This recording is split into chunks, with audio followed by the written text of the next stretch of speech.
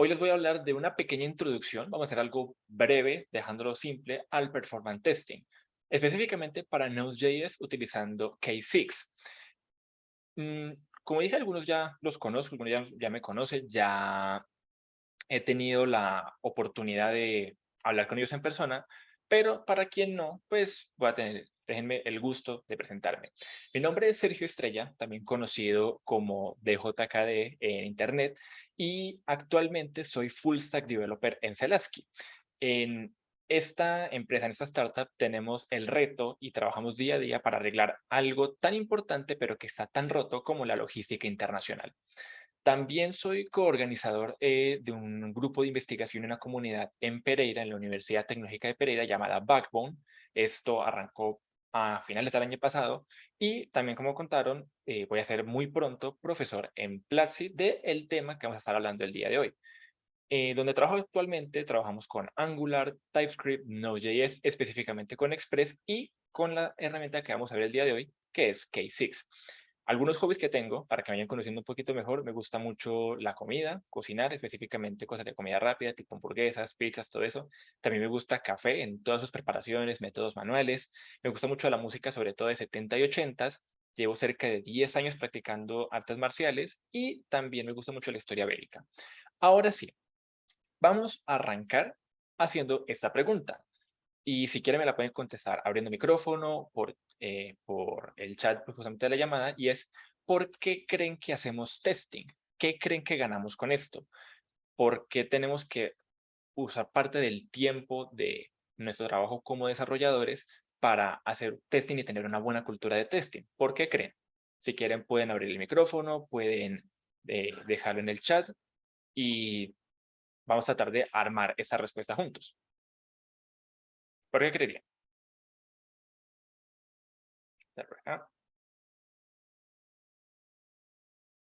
Pueden hacer cualquier sugerencia y si algo vamos a ir armando la respuesta. Porque hay muchas cosas que podemos ganar con la parte de testing. Por ejemplo, ¿qué cosas podemos prevenir? O cómo nos beneficiaría a nosotros y al equipo si tenemos una cultura de testing y tenemos buenos testing, por ejemplo, de unitarios, de integración. Mm, Les voy a poner el siguiente caso, que de hecho una vez nos pasó, y es que teníamos una buena suite de test, tanto unitarios, de integración y todo eso, que cuando mandamos un feature, una nueva funcionalidad, podemos tocar algo que puede romper otro sector de nuestro código. Y con una buena cultura de testing nos vamos a enterar de eso antes de hacer un despliegue o antes de enterarnos del error, por ejemplo, en producción. Y podemos, además de eso, saber exactamente dónde está. Entonces, le ahorramos tiempo a nuestro equipo y a nosotros mismos porque sin una buena cultura de test o sin test directamente, no solo tendríamos que entender dónde está el error, aparte de solucionarlo. Y también con eso aseguramos que nuestro test cumpla con un estándar de calidad, perdón, nuestra aplicación cumpla con un estándar de calidad que podemos ir definiendo con nuestros tests. Y aquí los tests se separan en dos ramas principales, la cual es test funcional y test no funcional. Si están de parte de desarrolladores, lo más seguro es que estén familiarizados con el test funcional, ya que este encapsula los tres más conocidos. Test unitarios, que es una pieza de código que probamos totalmente aislada. Tenemos test de integración, que ya es una o dos piezas de código comunicándose entre sí. Y tenemos test de extremo a extremo, que ya es probamos un input y esperamos un output. Casi que ni nos importa lo que pasa en medio. Estos son en particular porque prueban algo en específico, un comportamiento en específico, o dicho en otras palabras, que nuestro código haga lo que tiene que hacer de una manera en la que esperamos que lo haga. Pero necesitamos más de estos porque no cubren todos los casos. Y aquí es donde entran los tests no funcionales, ya que estos más que decir que van a decirnos qué funciona y qué no funciona, nos van a dar resultados de cómo se comporta nuestra aplicación en un escenario en particular o cuáles son los límites que tiene. Para eso voy a ponerles el siguiente ejemplo. Imagínense que estamos a cargo del e-commerce de una gran tienda, un almacén de cadena inmenso o un lugar que tenga muchas ventas en un punto físico, decide irse a e-commerce, ya sea por los efectos que tuvo la pandemia o porque se dio cuenta de que la gente consume más en esos sectores. Entonces, tenemos que hacernos cargo de esa cantidad inmensa de clientes que tienen y asegurar que la página, el e-commerce que ellos tienen, tenga unas velocidades rápidas, porque eso se resume en que la gente va a estar más tiempo ahí y va a consumir más, lo cual reporta mejores beneficios. Pero entonces tenemos que prepararnos para estos casos, por ejemplo, cuando hay temporadas de descuentos, por ejemplo, Black Friday, Navidad, cuando hay incrementos de usuarios y tenemos que responder. Una solución, aunque cuestionable, es por ejemplo la que hace una tienda acá en Colombia que se llama El Costo, que lo que hace es implementar una fila virtual para que en la página como tal no se sature. Es una solución, pero se podrían preparar mucho mejor. O por ejemplo, que la tienda a la que estemos trabajando venda alimentos, venda comidas preparadas. Entonces puede que tenga horas pico, como por ejemplo a la hora del almuerzo, a la hora de la comida. Entonces tenemos que prepararnos para estos casos. Aquí es donde entran las pruebas de rendimiento, que se pueden dividir en 5 principales. Tenemos el smoke testing, que verifica que cómo se va a comportar nuestra aplicación durante una carga mínima, donde tengamos pocos usuarios, pocas peticiones. También tenemos el stress testing, que es todo lo contrario. Vamos a probar nuestra aplicación en situaciones límite, a la máxima cantidad. Vamos a determinar la máxima cantidad de usuarios que podemos soportar o de peticiones que podemos soportar en simultáneo. Tenemos también el spike testing o la prueba de pico, que en este caso vemos qué pasa si de repente tenemos un incremento muy abrupto en las peticiones y en los usuarios. También tenemos el soak testing, que es una cantidad de usuarios moderada, pero durante un tiempo muy prolongado.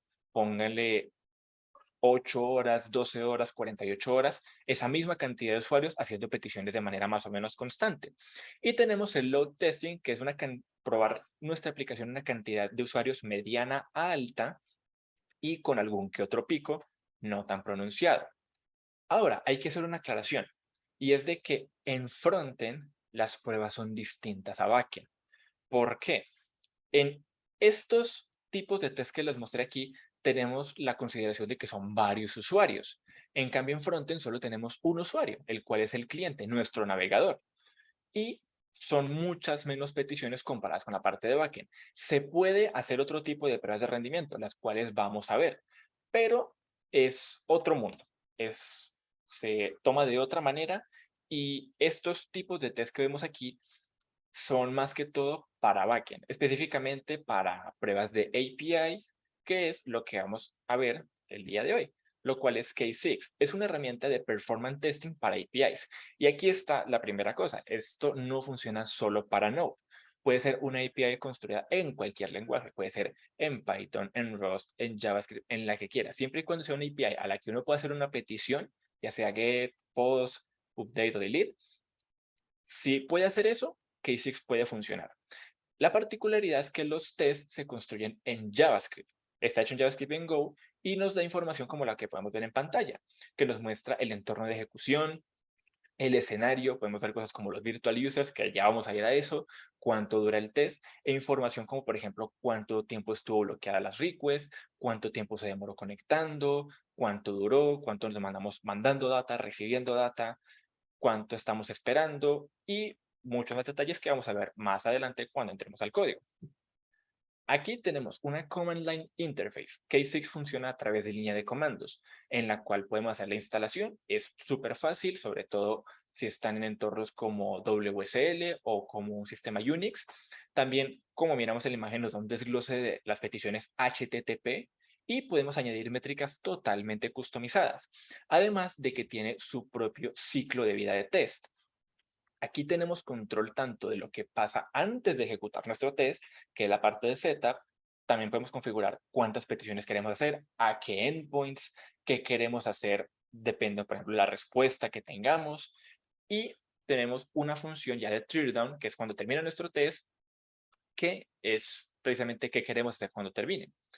Más específicamente, en la etapa inicial, cargamos todos los módulos, todos los archivos locales que necesitamos y se crean las funciones para las siguientes etapas, como por ejemplo la de setup y la de teardown. La siguiente es particularmente a la de setup, que aquí tenemos las opciones que tienen nuestros test. Por ejemplo, lo que dije, virtual users. Un virtual user, ¿qué es? Es una entidad que simula la interacción de un usuario. Un virtual user, por ejemplo, también se usa cuando queremos hacer pruebas de recorrido, como de un recorrido de usuario, pero en este caso vamos a simular que es un usuario haciendo request a nuestra API. Puede hacer cuantas requests pueda, aunque podamos limitarlo. Y también la duración del test. Como ya dijimos, por ejemplo, en el soak test, necesitamos que el test sea sumamente largo. En cambio, en el Spike podemos hacer un test mucho más corto, pero con una mayor cantidad de virtual users. También en esta etapa tenemos el primer contacto con la API para ya configurar nuestro ambiente de test. Después tenemos la etapa de virtual users, que es donde está todo el código que necesitamos para hacer nuestro test. Y como les conté, un virtual user puede hacer tantas peticiones como pueda. Las dos etapas se hacen una vez y esta se hace todas las veces que el virtual user o los virtual users puedan ejecutar. Y por último tenemos la parte de teardown, que ya procesamos los resultados, preparamos el output o el resumen, son dos cosas distintas que pues se los voy a explicar, y limpiamos nuestro ambiente de test. La diferencia, por ejemplo, entre output y summary, que es lo que les estaba explicando, es de que en el output tenemos toda la información, cuándo arrancó una iteración en en la stage de virtual users, cuánto se demoró, qué resultado fue, y ya aquí podemos, por ejemplo, esa información mandarla a un sistema de monitoreo, como puede ser New Relic, y podemos incluso hacer alertas automatizadas cuando pase esto. Y ya con el resumen podemos hacer otras cosas, como por ejemplo mandarlo a un dashboard para tener la información de una manera más visual, más entendible. Vamos a ver cómo podemos hacer esto, pero entonces tenemos que ir manos a la obra. Antes de ir a K6, vamos a ir a cómo se puede hacer un performance testing en frontend. Podemos buscar cualquier página que necesitemos. Si quieren, puede ser un portafolio, me lo pueden pasar por el chat si quieren, para ya ir haciéndole alguna prueba. Vamos a ver qué dicen en el chat. Listo. Bueno, ganar tiempo en el futuro, evitar reproceso, justamente con las preguntas que teníamos de para qué sirve un test. Sí, es una respuesta muy válida. Vamos a agarrar una página cualquiera y le vamos a hacer una prueba de rendimiento al frontend. Vamos a buscar una por acá. Iremos a ver. Puede ser un post en Medium. Justamente ese que está leyendo. Hay dos maneras de hacer una prueba de rendimiento en frontend. La primera es con una herramienta que nos dan las herramientas de desarrollador de Google, que entramos con Control Shift y aquí tenía otra pestaña por acá. Y esta se encuentra en la parte de Lighthouse, que es esta pestañita de acá. Aquí tenemos múltiples tipos de pruebas que podemos hacer. Podemos hacer pruebas de accesibilidad, de buenas prácticas, de SEO, si es una PWA, pero lo que queremos es la parte de performance. Aquí tenemos algunas opciones que, por ejemplo, podemos hacer el modo de navegación, que aquí dice que analiza la carga de la página, exactamente como los reportes de eje originales. Tenemos un timespan que lo analiza durante un tiempo determinado. Y tenemos la parte de snapshot, que analiza un estado en particular. Vamos a dejarlo en navegación y vamos a hacerlo en la parte de desktop. Entonces, aquí vamos a analizar PageLoad, que va a mirar cuánto se demora en cargar la información y ya nos va a dar un puntaje y algunas sugerencias para mejorar ese puntaje. Eso puede tardar un rato, dependiendo de cómo esté hecho. Vamos a ver que también está hecho con Medium.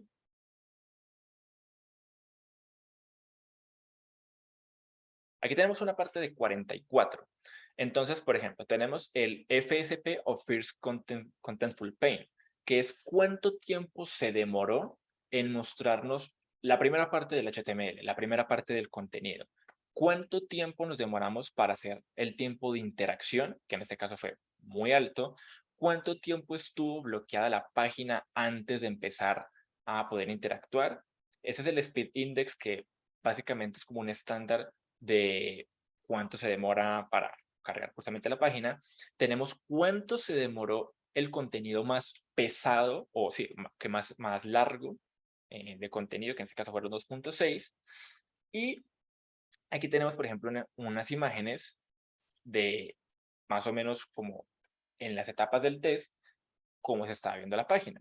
Y aquí ya nos da unas sugerencias, como por ejemplo reducir JavaScript que no está usado, algo para reducir esta parte de Dash Contentful Paint y el First Contentful Paint es como, por ejemplo, minificar nuestro JavaScript, nuestro CSS o cargar la parte esencial al principio para reducir la parte del First Contentful Paint y cargar el resto al final. Es una práctica muy común y que la verdad sirve bastante. Por ejemplo, decir que tenemos que tener width and height explícito. Aquí también funciona mucho el asincronismo, sobre todo para la parte del Largest Contentful Paint. Y aquí nos da unas sugerencias que podemos tomar para mejorar este puntaje. Pero si queremos tener más control de nuestro test en la parte de frontend, podemos utilizar una página que a mí me gusta mucho que se llama Web Page Test, que esta nos da una cantidad de test gratis, también se puede pagar, pero la parte gratis puede ser muy buena, sobre todo si quieren explorar un poco este mundo, en el cual podemos hacer test de una página de frontend y podemos agarrar el performance, puede ser de diehards, por ahora vamos a hacer de performance, pero por ejemplo, tenemos de dónde lo queremos cargar. Si lo queremos cargar en mobile o en desktop, con 4G, con 3G y al servidor que queremos cargarlo. Tenemos Virginia, Mumbai, Toronto, Frankfurt y tenemos información como por ejemplo qué tipo de conexión queremos tener. Que podemos decir cuánto ancho de banda queremos, cuánto tiempo de respuesta queremos que haya entre el servidor y nuestro cliente. También por acá tenemos cuántos tests queremos correr. Podemos correr varios, porque recordemos que es un solo cliente, entonces entre más iteraciones vamos a hacer mejor. Y vamos a dejarlo por ahora, así como está. Vamos a agarrar la misma URL. Vamos a entrar acá. Esto se va a demorar un poquito más, ya que esto, como es una parte gratis, vamos a tener una cola de espera. Aunque parece que lo estoy usando poco ahora, que arrancó de una vez.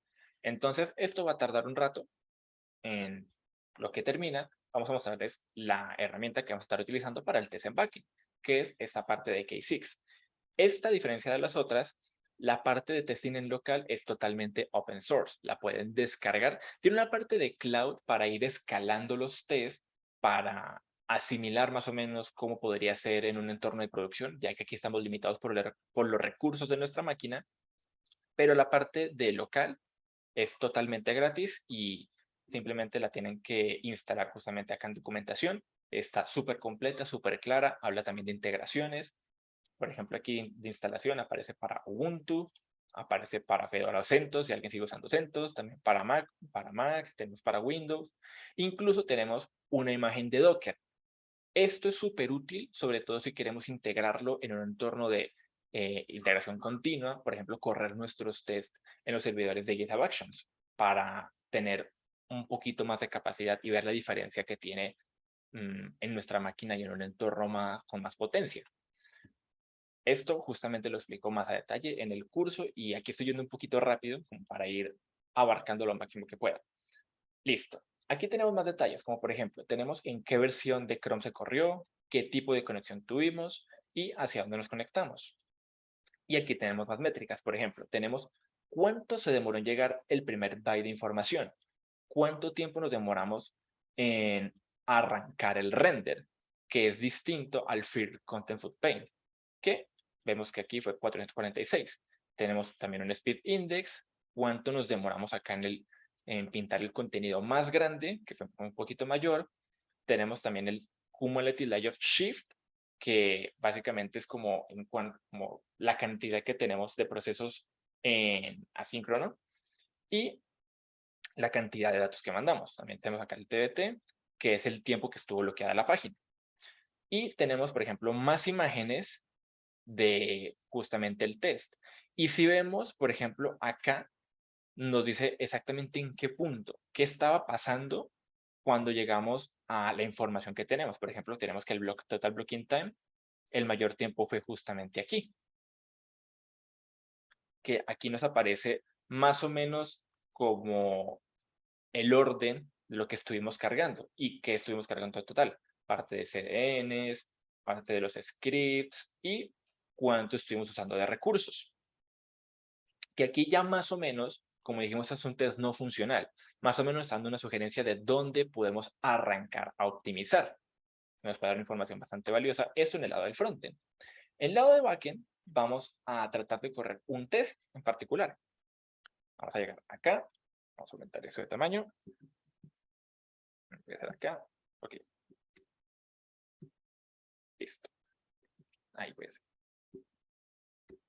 Vamos a abrir el Studio Code para arrancar un test. Aquí vamos a tratar de saltarnos la parte de instalación de K6 y vamos a hacer un test que vamos a llamarlo test.js.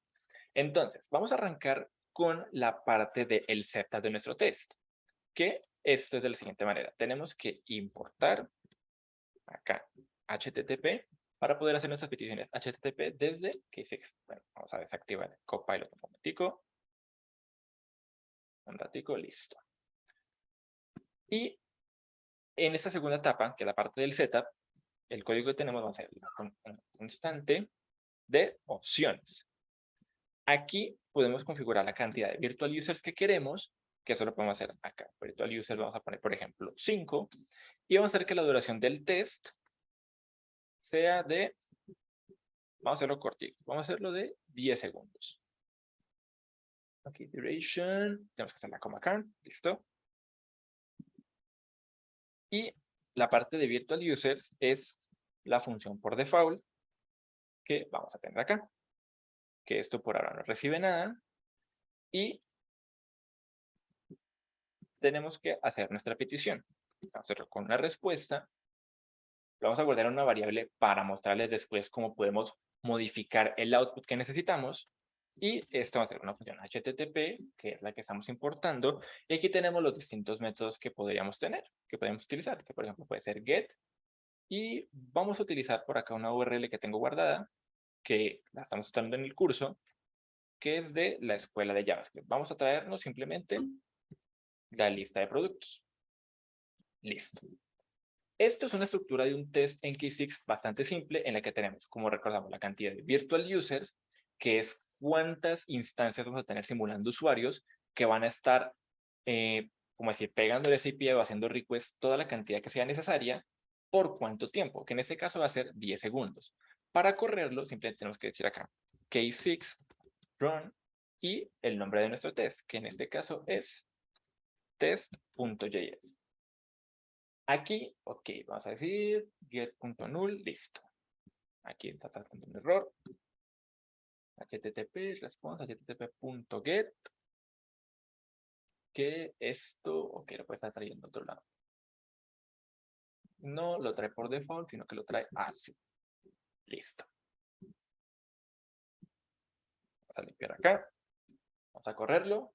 No tenemos ahora ningún problema. Entonces, ¿qué es lo que nos trae aquí? Primero, el entorno de ejecución, que en este caso es nuestra máquina, es en local. ¿Qué test estamos corriendo? Que en este caso es test.js. El escenario, tenemos un solo escenario, que es el escenario local. La cantidad de virtual users máxima, ya que este tamaño lo podemos variar. Ahorita vamos a mirar cómo. ¿Cuánto tiempo es máximo? Que digamos 40 segundos, pero si le dijimos 10, ¿por qué tiene 40? Porque esto incluye un tiempo de parada de gracia, que son 30 segundos. Lo vemos aquí. Que en caso, por ejemplo, de que tengamos problemas de conexión o se esté demorando más, por ejemplo, la última iteración se demora más. Entonces le vamos a dar hasta 30 segundos para que finalice. Si a cada 30 segundos del tiempo que leemos de duración del test no responde, mata esa iteración y la da como fallida. Entonces, aquí tenemos información como, por ejemplo, cuánta data mandamos, cuánta data recibimos, cuánta data mandamos y cuánto tiempo, por ejemplo, estuvo bloqueada la petición, es decir, cuánto tiempo tuvo que esperar para volver a mandarla. Y tenemos varios valores. Tenemos el promedio, que es de parte de milisegundos, cuánto fue el valor mínimo, que en este caso fue de nanosegundos, la media, que digamos, el promedio es la suma de todos los valores dividido por la cantidad, la media es la mitad de datos para arriba, la mitad de datos para abajo, cuánto se demoró el máximo, y tenemos acá un P90 y un P95. Estas cosas son percentiles. ¿Qué significa el percentil? Significa, por ejemplo, en el P90, el 90% de los datos que tengo no pasan de este valor. ¿Esto de qué nos sirve o por qué es útil? Porque cuando ya tenemos una cantidad elevada, por ejemplo, cuando estamos mirando para 5.000, 10.000, 15.000 usuarios, puede que el 1%, el 5% de esos registros nos den muy altos, pero ya puede que no sea por nuestro caso. Puede que sea de que el computador que esté utilizando no esté en las mejores condiciones o en ese momento hubo un bajón de internet y nos jodió los test. Entonces, en esos casos, como que no nos saldría rentable optimizar ese 5%, ese 2%, ese 1% que nos falta. Y, por ejemplo, aquí lo vemos, que la media, aquí el promedio está en 5.17 milisegundos, pero el P95 no pasa de 15 nanosegundos. Entonces, vemos que ese 5% de registros son los que nos empujan el promedio para arriba. Tenemos también cuánto tiempo nos demoramos conectando la petición, cuánto duró en total, que este duration es la suma de el receiving, el sending y el duration. Eso es cuánto tiempo nos demoramos mandando la petición, cuánto tiempo nos demoramos recibiendo datos, y tenemos aquí el TLS handshaking. Esto a mí me gusta explicarlo de la siguiente manera. Imaginen que están en una fiesta, en una reunión y conocen a alguien. Entonces, de primera se presentan, hola, soy Sergio, hola, soy tal persona, y dicen qué hacen, a qué se dedican. Eso les toma una cantidad de tiempo, pero después en la fiesta siguen andando y en un momento vuelven a hablar con esa persona. No se van a volver a presentar de la misma manera de, hola, soy Sergio, hola, soy tal, porque ya se conocen, ya saben quiénes son, de dónde vienen. Entonces simplemente van, sin mucho, a saludarse de un hola y a hablar de lo que necesitan. Se tomó menos duración esa presentación. Lo mismo pasa en una conexión HTTP. En el handshaking le dicen, hola, esta es mi IP, necesito estos datos, estoy mandando esto. Y el servidor responde, hola, mi IP es tal, esto necesita para llamarme y aquí están los datos que recibe. Ese tiempo se demoró, eso se demoró una cantidad de tiempo, pero si la petición es constante, si se realiza muchas veces, se guarda esa información. Entonces a la siguiente simplemente decir, hola, soy tal, necesito esto. No van a validar la IP porque ya la tienen, ya la conocen. Y esto se ve mucho porque, por ejemplo, el promedio fue 1.51 milisegundos, pero vemos que la media y el mínimo fueron 0 porque ya se conocían, ya habían hecho conexión, entonces no se demoró nada eso. Tenemos cuántas peticiones se hizo y cuántas logramos hacer por segundo, cuánto duró cada iteración, qué iteraciones hicimos y la cantidad de virtual users. Ahora, vamos a ver la cantidad, vamos a ver cómo podemos modificar la cantidad de virtual users, que eso lo hacemos a través de options, es decir, acá. Entonces, para esto tenemos que cambiar este objeto por uno que se llama stages, y aquí tenemos que hacer un array, en el cual vamos a definir la cantidad de etapas que queremos que tenga. Entonces, vamos a decirle que, por ejemplo, esta de acá va a tener una duración, pongámosle de 5 segundos. Eso es en un string. Y que en 5 segundos queremos llegar a 10 virtual users. Entonces, cuando arranque el test aquí va a pasar 5 segundos para que vaya de 0 virtual users a 5. Después quiero que los mantenga otros 5 segundos. Entonces vamos a copiar esto. Y quiero que en el último va a ser una duración de unos 10 segundos. Y quiero que lo suba hasta 20 virtual users. Eso ya no lo necesitamos. Entonces, aquí ya definimos las etapas de nuestro test. Vamos a subir hasta 10 virtual users y de ahí nos vamos a mantener otros 5 segundos. Después vamos a ir 10 segundos subiendo hasta 20 y ahí se va a terminar el test. Entonces, vamos a correrlo con el mismo comando. Entonces aquí vemos que empieza a subir. Tenemos 6, 7, 8, 9, 10. Ahí nos mantenemos durante 5 segundos y de ahí va a empezar a subir hasta 20 virtual users. Vamos a ver que la cantidad de data que mandamos va a ser mayor, van a ser mayor la cantidad de iteraciones y que los valores precisamente de percentiles se van a modificar. Entonces, por aquí vamos a ver, por ejemplo, la duración. El promedio fue 348, el mínimo fue 100. La media vemos que está un poquito más aproximada, pero que justamente los percentiles nos muestran cómo ya se va modificando totalmente este valor. Si queremos como darle un tiempo de pausa a los virtual users, lo que necesitamos hacer es decir que, vamos a decir, sleep, que eso lo trae de K6, y vamos a decirle, por ejemplo, 1. Entonces, aquí lo que vamos a decirle es como a cada iteración, porque recordemos que ese es el stage del virtual user, a cada iteración demórese un pedacito antes de volverla a hacer. Tenemos el código exactamente igual. Y vemos que, por ejemplo, aquí hicimos 644 iteraciones y 644 peticiones. Si volvemos a correr este test, vamos a ver que esa cantidad se va a reducir, ya que le dimos un poquito más de respiro al test. Listo, por ahora tenemos aquí. Vamos a ver si nos da tiempo a ver la parte de Custom Metrics. Y si no, pues lo vamos a mostrar así súper por encima. Mientras tanto, si quieren alguna pregunta, la pueden ir dejando sin ningún problema. Mientras tanto, miramos acá que las peticiones bajaron a mucho más de la mitad. Bajaron a 157 cuando tenemos 644. Listo. Entonces, por ahora simplemente tenemos los resultados acá, en la terminal. ¿Qué pasa si queremos mandarlos a otro lado? Por ejemplo, si queremos mandarlos a que se registren en New Relic para tener esa información, o si queremos hacer una integración con un dashboard para tenerlo en la parte audiovisual, en una parte visual, perdón.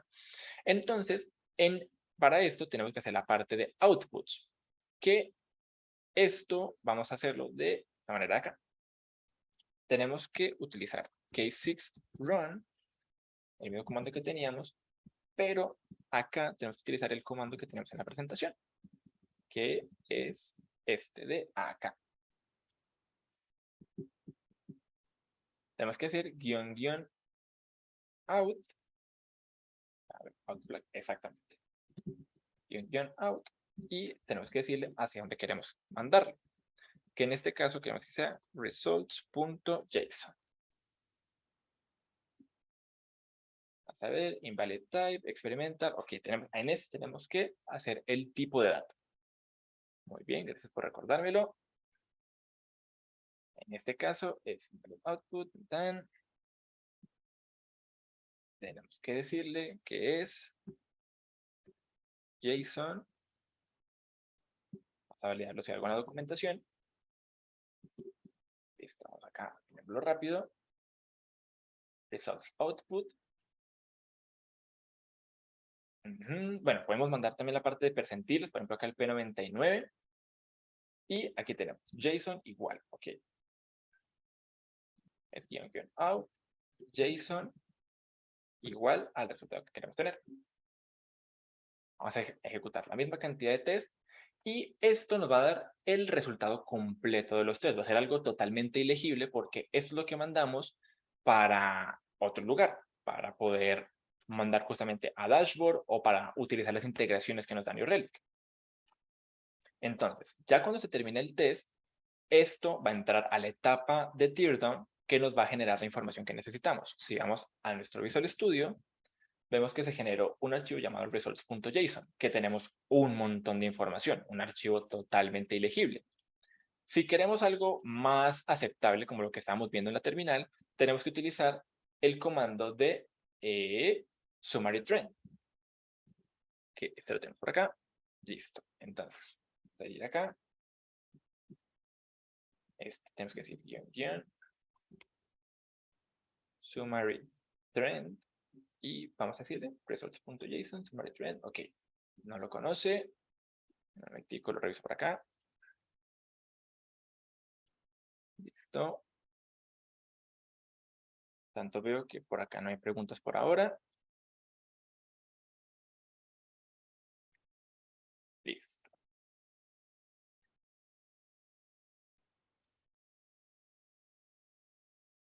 Configure summary, creo que es este. ¿No lo conoce? Ok. Vamos a ver la documentación ahí rápido. Tal vez sea la parte, sí, de parte de stats. Ok. Me faltaba eso. Trend-stats. Ok, result.json, unknown format. Ok, es med. Listo. Receive, summary 10. Ok. Simplemente, ok, no cambia la parte de output. Entonces tenemos que, bueno, esa parte la voy a quedar revisando. Pero listo. Básicamente, de la parte de output es de que podemos ir utilizando, o sea, podemos definir a dónde queremos guardar eso o a dónde queremos mandarlo. Justamente una de la parte que nos estaba revisando uno de los errores es los tipos que podemos tener para mandarlo. Por ejemplo, tenemos la parte de cloud, que si queremos mandarlo a la parte de K6 Cloud, tenemos un CSV, si queremos, por ejemplo, exportarlo, formatearlo para otro tipo. Tenemos parte de Prometheus, InfluxDB, que esta es la que nos permite, por ejemplo, conectar con Grafana para hacer un dashboard. Tenemos para un JSON o para StatsD, que es otra forma también de formatearlo para mandarlo a parte visual. Ya para terminar, vamos a ver la parte de los custom metrics, ya que por ahora simplemente estamos haciendo peticiones. Pero, ¿qué pasa si queremos, por ejemplo, ir acá a Products y queremos ir a un número aleatorio? No sé, podemos ir, por ejemplo, a mat.random. A ver, vamos a hacer un trend. Listo, vamos a hacer acá un trend. Vamos a hacer dos peticiones mejor. Así es, response 1. Y vamos a hacer acá un response 2. Vamos a copiar esto, vamos a pegarlo para ir agilizando. Un response 2. Estamos con productos y acabamos con categories en minúscula. Categories. Y vamos a traernos un trend metric, por ejemplo. Un trend metric, lo que va... Bueno, tenemos 4 tipos de métricas. Tenemos un gauge, tenemos counter, rate y trend. Con counter metric simplemente vamos añadiendo un valor a una métrica en específico. Por ejemplo, si queremos contar cuántas veces llamamos a esta petición y cuántas veces llamamos a esta, podemos hacerlo con un counter metric. ¿Cómo definimos una métrica? Vamos a, por ejemplo, hacer con counter. Vamos a llegar acá y vamos a traernos import counter. Acá, import counter desde K6/metrics. Acá en la parte del setup es todo lo que hacemos en esta sección de aquí antes de llegar a la función default. Vamos a decir que queremos una products categories o products counter, ahí, eso. Y vamos a decirle que queremos un nuevo counter que lo vamos a llamar products. Y, por ejemplo, acá, cons categories counter. Vamos a también tener un nuevo counter. Vamos a llamarlo categories. Entonces, quiero que cada que haga una petición acá a products, puede estar acá, vamos a decirle un products counter.add y vamos a tenerlo en un 1. Okay. Momento, y aquí vamos a tener un categories counter, llamando en este momento, para que esté en vivo, listo. Y vamos a decirle un punto add, listo. Entonces, vamos a quitar por ahora este slip y lo que vamos a hacer acá es arrancar esta métrica y nos va a contar cada vez que hagamos esta petición. En lo que termina, denme un momento, voy a resolver algo acá.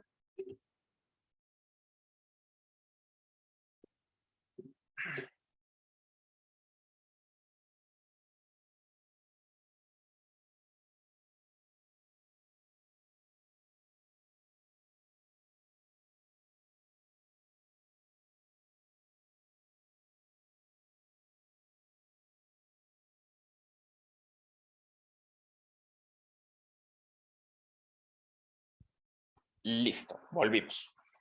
Entonces, ya que terminó este test, podemos ver que acá tenemos products y tenemos categories, que son las dos countermetric que tenemos. Como vemos, es la misma cantidad de iteraciones, ya que por cada iteración llamamos a una de las dos. Ahora vamos a ver algo más interesante y es, ¿qué tal si yo quiero ver la información de cada uno? Puede que categories esté funcionando bien, pero products me demore un poquito más. Para eso tenemos la trend metric, que es la métrica por defecto que estamos utilizando en K6, aunque aquí solo estamos registrando la media. En ese caso, si queremos hacer un trend metric, tenemos que llamar justamente a counter y un trend. Y vamos a crear justamente estas, las de acá, queremos ver. Product trend, que vamos a hacerlo en un new trend. Y queremos decirle products trend, y lo mismo acá, con categories trend, que queremos hacer un new trend de categories. Muy bien. Y lo que vamos a hacer es ir añadiéndolos. En este caso, podemos añadir una métrica en específico. Por ejemplo, quiero que cuando termine esto, vamos a decirle que nuestro product trend, quiero añadirle cuánto dura la request. Aquí justamente tenemos el método de K6HTTP que nos puede mandar cuál métrica queremos mantener. Que debemos decirle que queremos un timings